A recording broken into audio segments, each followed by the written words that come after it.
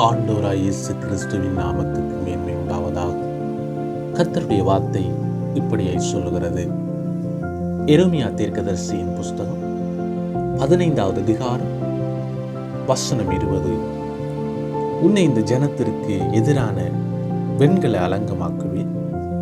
அவர்கள் உனக்கு விரோதமாக யுத்தம் பண்ணுவார்கள், ஆனாலும் உன்னை மேற்கொள்ள மாட்டார்கள்.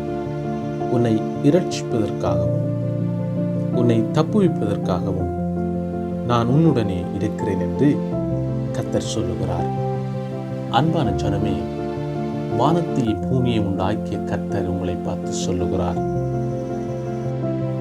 உன்னை இந்த ஜனத்திற்கு எதிரே அரணான வெண்கல அலங்கமாக்குவேன் என்பதாய், எங்களுடைய சத்துருக்களுக்கு முன்பதாய் எங்களுடைய தலையை எண்ணெயினால் அபிஷேகம் பண்ணுகிறார்.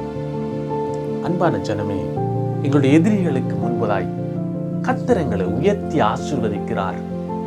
சத்துருக்களுக்கு முன்பதாய் கர்த்தர் எங்களை மேன்மைப்படுத்துகிறார்.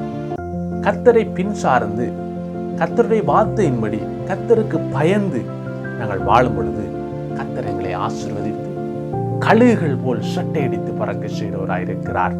ஆண்டவராய் இயேசு கிறிஸ்து உங்களை ஆசீர்வதிப்பாராக. God bless you.